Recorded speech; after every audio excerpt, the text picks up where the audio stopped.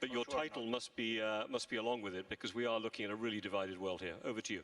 Thank you very much, and thank you for the organizer to invite me again.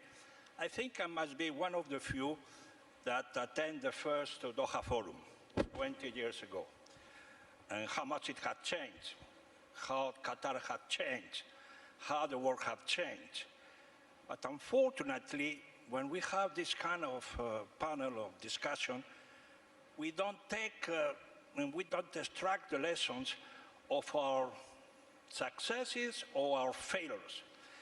And I think it will be good to remind that 20 years ago, we were concerned about 9/11, was the war of terrorism, and then we were trying to introduce the Millennium Goals and the cooperation and the dialogue agenda, and then the security agenda kidnapped us in the UN. This progress in the issue that had been mentioned by my predecessor. So today, I have two main fears. Before we have had this meeting, before the Ukraine war, I would have said that what concerned me as a UN part of the family, entity of the family, is that, of course, as you say, that we need to have a multilateralism. By the way, the last forum in 2019, multilateralism was the main concern. We were all talking multilateralism, defend multilateralism, we have to implement multilateralism. And there was some administration that was proclaiming unilateralism. Well, the concept paper of today's forum doesn't talk about multilateralism, by the way. But we are talking about multilateralism. So my first fear is, if I was asked before Ukraine, that I don't like multilateralism à la carte, as the French will say. What I mean, that we only gather to discuss climate change. I know it, we are all to save the planet.